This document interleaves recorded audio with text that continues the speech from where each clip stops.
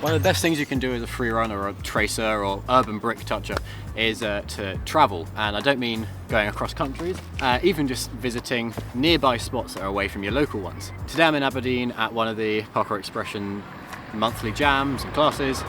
I'm going to get a couple of different opinions about how travel is beneficial for you, for your community, for other communities, what age and ability it's best for, and yeah, there's also going to be training, so don't worry about that.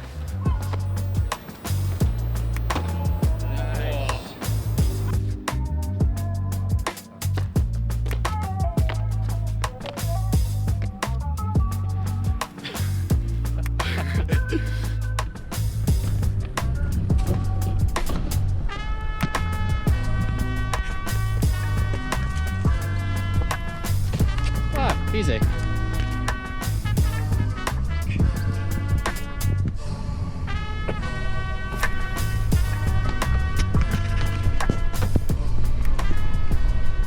Okay, so how has your travel within parkour affected you and your training?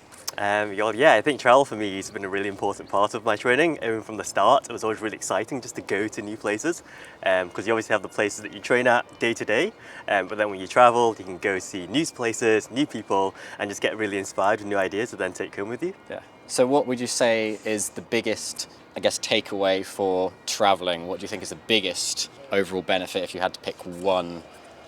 Being inspired by new locations and then just taking those ideas home with you. There's been so many times where I've gone somewhere new, been really inspired, then come back and I see all my old spots in a new light and find new things to do. So yeah, I think just going away and finding new ideas and then bringing them home. Yeah, very nice.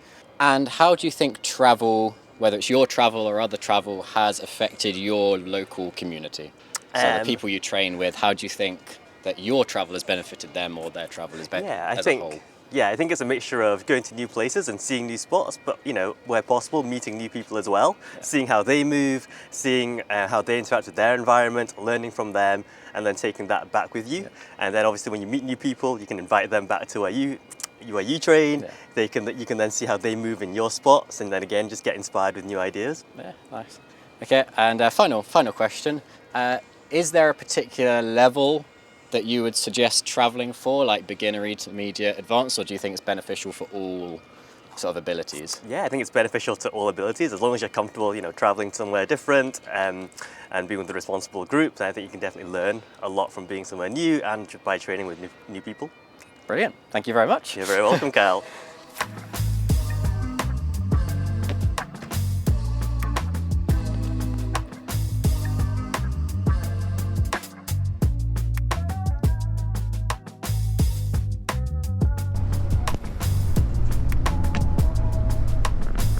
There you go.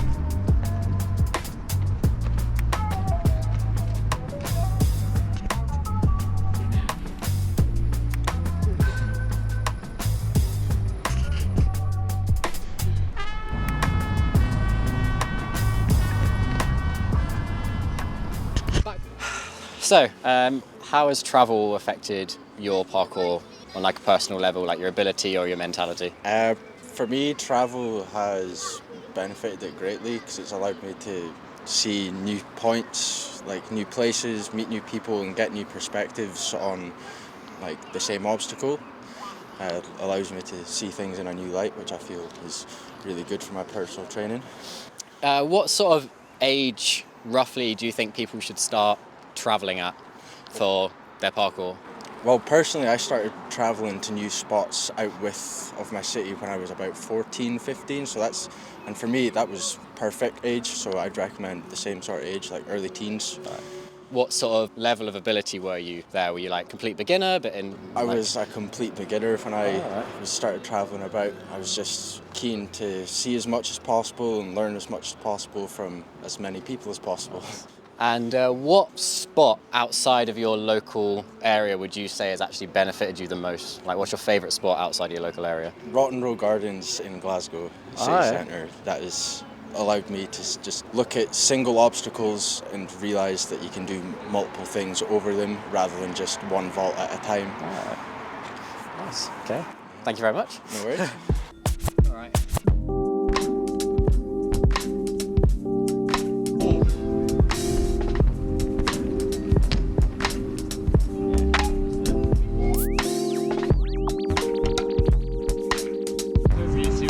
I need to be lighter.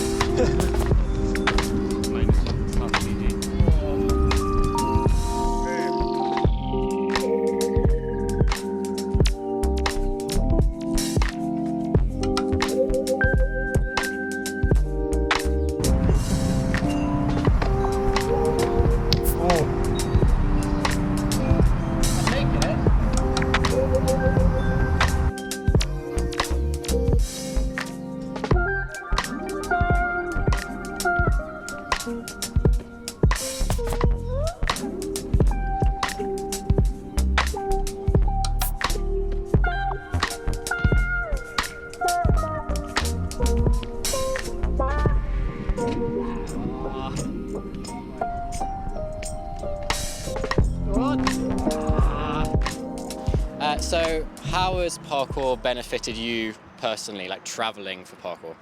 I think it's really great to see other spots to train in because you get very fixed in the way that you train. You always go to the same places, you learn the same skills, you train with people that you know and you kind of get expected to do the same things. So going somewhere else is really good because it mixes things up, try different skills, different spots, meet different people. So yeah. How do you think your travel for parkour has affected communities that you've visited, so like outside your local community? Yeah, I think it's good for people to see, for me personally, older people doing parkour. You know, you visit a community that's maybe a bunch of young kids and they see somebody older coming to train, and it just gives them a broader experience that people can do parkour at any age.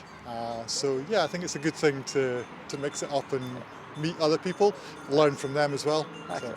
And what would you say is your favourite parkour spot outside of your local area to visit? Outside, Yeah. I think Edinburgh's got some pretty good places like Parliament. Oh, yeah. Some really good spots there. There's sort of a mixture of concrete and grass and steps, so it's a well-known spot for their jams there. It's really good. Nice.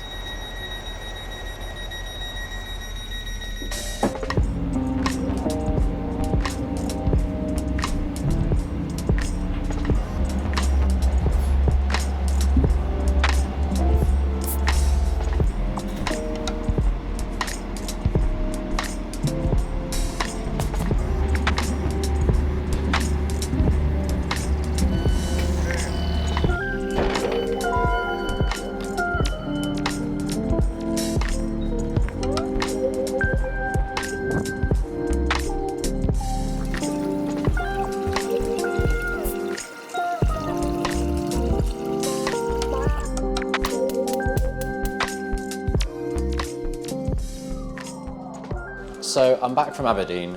I completely ran out of time to do my little interview thing at the end. Lost track of time and had to catch my train. For me personally, the biggest thing that traveling with parkour has done for me is it's allowed me to experience the attitude and the reactions of different members of the public. Now, when I first started training, I was in Aberlour, I was in Rothes, really small rural towns. And there, mainly the reactions were either the school kids that went to my school making fun of me and my friends, or it was really nice elderly people going, oh, that was really cool, can you do it again? You know, I was gonna call 999, usual stuff you get. But then I went to Elgin, and I started training in Elgin. The kids would really just sort of ignore you and wander past. The elderly people would sort of grumble and moan and point and scowl at you. Security guards would kick you off. There was the odd person that sort of watched and gave you a thumbs up, but nothing really spectacular.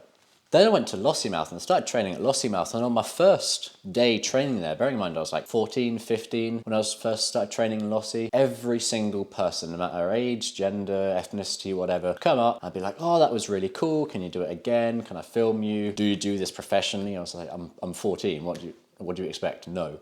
Every reaction was always positive in Lossiemouth. I think I was 16 or 17 when I first started training in Aberdeen, and people just ignore you. Like, that was something I was not used to. You're just another person doing their day-to-day thing. For me, learning about the variety of ways in which the public will react in person was actually pretty, I'm not going to say life-changing, it wasn't life-changing, but just gave me a different view on multiple different views on how people view the sport. If that makes any sense at all. I don't even know if it does.